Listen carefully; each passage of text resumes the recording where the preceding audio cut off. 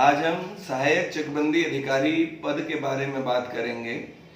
पिछले दिनों मैंने कुछ YouTube वीडियोस देखे जिसमें सहायक चकबंदी अधिकारी के पदों के बारे में कुछ जानकारी दी गई है। मुझे लगा कि वो उतनी अप्रोप्रिएट नहीं है या कहीं कहीं भटक रही है सही इंफॉर्मेशन से, इसलिए मैंने समझा कि ये इंफॉर्मेशन आप लोगों के साथ शेयर करना जरूरी है। मैं स्वयं एक सहायक चकबंदी अधिकारी हूँ और पिछले 18 वर्ष से सहायक चकबंदी अधिकारी के पद पर कार्यरत हूँ, इसलिए वो जानकारी देना चाहता हूँ जो वास्तविकता है, जो रियलिटी है।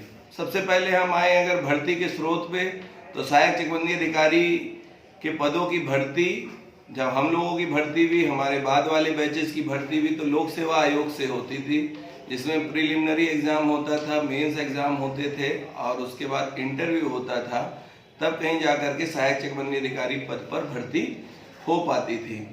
अभी हमें ज्ञात हुआ कि जो उत्तर प्रदेश अधीनस्थ सेवा चयन आयोग है, जिसे UP-SSC भी कहा जाता है, उसके द्वारा सहायक चकबंदी अधिकारी के पद निकाले गए हैं और उन पे भर्ती की जा रही है।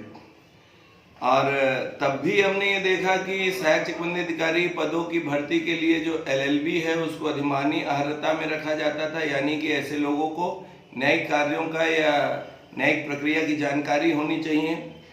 थोड़ा सा मुझे इस बात का यहाँ पर चयन को लेकर के व्यक्तिगत रूप से अफसोस है कि एक मुकदमे में माननीय उच्च न्यायालय के न्यायाधीश श्री श्रीवास्तव जी ने ये कहा था कि चकबंदी न्यायालय हो या राजस्व न्यायालय हो, इनमें योग्य लोगों की भर्ती होनी चाहिए, यथासंभव विधि स्नातक लोगों की भर्ती होनी चाहिए, क्योंकि ये लोग कहीं ना कहीं गांव का, गरीब का, किसानों का भविष्य निर्धारित करते हैं, न्यायिक निर्णय लेते हैं और इनके निर्णयों द्वारा आम जन के जीवन प्रभावित होते हैं। तो जो इनकी परीक्षा होनी चाहिए वो बहुत आसान ना हो करके थोड़ा जटिल प्रक्रिया से हो, जिम्मेदार अधिकारी आए और आ करके जो ये महसूस कर सकें कि उनको जिम्मेदारी दी गई उसका बेहतर वो निर्वहन कर सकें और अच्छी न्यायिक प्रक्रिया को फॉलो करें, गरीबों को न्याय पहुंचे और जो विसंगतियां कम ज्ञान के कारण हो जाती हैं वो ना हो। तो व्यक्तिगत रूप से ये जो अधीनस्थ चयन आयोग को सेवा का अधिकार दिया गया है, मैं उससे सहमत नहीं हूँ।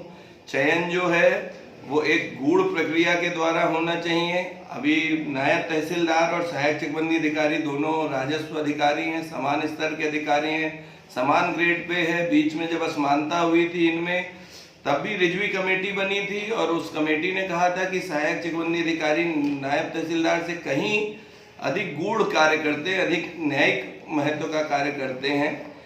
तो जो इतना इम्पोर्टेंट काम करते हों उनको एक बहुत सामान्य सी परीक्षा से चयन किया जाना व्यक्तिगत रूप से मुझे लगता है कि उतना उचित नहीं है। इनका चयन जो है वो बहुत ही अच्छे तरीके से, यानी प्री मेंस और उसके द्वारा होना चाहिए। मेरा व्यक्तिगत विचार है इसका और किसी चीज़ से कोई वास्ता नहीं है। जहाँ तक हम स्ट्रक्चर की बात करें तो सहायक चकबंदी अधिकारी के अंतर्गत 2 चकबंदी कर्ता होते हैं जिनको आप कानूनगो कह करके समझ सकते हैं।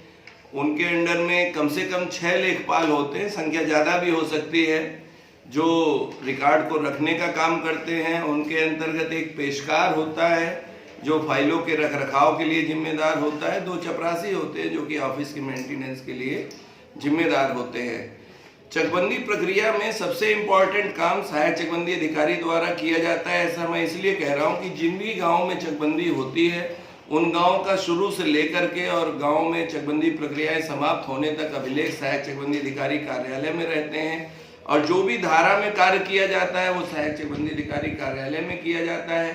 केवल जब सहायक चकबंदी अधिकारी चक सृजन कर देते हैं या पहले कीमत लगा देते हैं तो फर्दर वाद तय करने का अधिकार जो है चकबंदी अधिकारी, बंदोबस्त अधिकारी चकबंदी और उप संचालक चकबंदी को भी जाता है। और एक स्ट्रक्चर बता दूं कि जो सहायक चकबंदी अधिकारी का जब प्रमोशन होता है वो चकबंदी अधिकारी के पद पर होता है, फिर बंदोबस्त अधिकारी चकबंदी के पद पर होता है और उसके बाद उप संचालक चकबंदी के पद पर होता है। और उप संचालक चकबंदी जो मुकदमे तय करते हैं उसके खिलाफ अगर किसी को वाद योजित करना होता है तो उसे माननीय उच्च न्यायालय में जाना होता है। इसलिए भी मैं कहना चाहूँगा जो इतने न्यायिक महत्व के पद है उनका चयन जो है वो थोड़ा बेहतर प्रक्रिया से होना चाहिए। और यही नहीं, प्रमोशन होते होते सहायक चकबंदी अधिकारी अपर संचालक चकबंदी के पद तक जाते हैं। तो ऐसे महत्वपूर्ण पदों तक जाने वाले अधिकारियों का चयन जो है वो अच्छी चयन प्रक्रिया से होना चाहिए, ऐसा मेरा व्यक्तिगत रूप से मानना है। सहायक चकबंदी अधिकारी के कार्यों में देखा जाए तो वो गांव में जितनी भूमि होती है उसका वैल्यूएशन निर्धारित करते हैं और फिर वही सबसे पहले पूरे गांव में चक बनाते हैं, और जब उनकी आपत्ति अपील सुन जाती है तो वही अभिलेख भी बनवाते हैं। अधिकार की जहां तक हम बात करें तो सहायक चकबंदी अधिकारी को जब वो कब्जा परिवर्तन कराता है तो दीवानी न्यायालय के समान अधिकार प्राप्त होते हैं। जैसे दीवानी न्यायालय किसी आबादी पे कब्जा लेते हैं, जो अधिकार प्राप्त होते हैं वो सहायक चकबंदी अधिकारी को प्राप्त हैं। यही नहीं, सहायक चकबंदी अधिकारी को कंटेम्प्ट के तहत सजा देने का अधिकार भी है, यानी कि कोई यदि किसान या अधिवक्ता या कोई भी आकर के सहायक चकबंदी अधिकारी न्यायालय में गलत तरीके से व्यवहार करता है, आचरण करता है, तो उसे सजा देने का अधिकार, साक्षियों को उपस्थित कराने हेतु तो अधिकार, ये सब सहायक चकबंदी अधिकारियों को प्राप्त है। तो जिन अधिकारियों को सिविल न्यायालय के समान अधिकार है, जिन्हें कंटेम्प्ट के तहत सजा देने का अधिकार है, उनकी चयन प्रक्रिया निश्चित रूप से अच्छी होनी चाहिए, मेरा व्यक्तिगत रूप से मानना है। तो जहाँ तक बात रही सम्मान की, तो सम्मान जब अच्छी परीक्षा से लोग आएंगे उसकी जिम्मेदारी को महसूस करेंगे। सम्मान आपकी कार्य प्रणाली पर निर्भर करता है। अगर आप अच्छा करेंगे तो सहायक चकबंदी अधिकारी को समाज में पर्याप्त सम्मान, बहुत अच्छा स्थान मिलता है। जो न्यायिक जो जिला प्रशासन की मशीनरी होती है उसमें भी उन्हें तरह तरह की जिम्मेदारियां दी जाती हैं, अनेक मजिस्ट्रियल ड्यूटीज दी जाती हैं, निर्वाचन में बहुत महत्वपूर्ण कार्य दिए जाते हैं। तो और अभी उनका जो बेसिक ग्रेड पे है जो 4200 है, जिसको बेहतर करने के लिए उन्होंने कमेटी में, समिति में, वेतन समिति में बात करी है। ग्रेड पे यथासंभव बढ़ने की भी उम्मीद है। पद राजपत्रित होने संबंधी कार्रवाई भी हुई है, वो भी होने की उम्मीद है। तो कुल मिलाकर के ये है सहायक चकबंदी अधिकारी का स्ट्रक्चर, यानी कि उसके अधीन कानूनगो, लेखपाल, चपरासी, पेशकार होते हैं। उसके ऊपर चकबंदी अधिकारी, एसओसी और डीडीसी होते हैं। साथ ही चकबंदी निदेशालय जो लखनऊ में होता है उसके अधीन ये सारा स्ट्रक्चर काम करता है।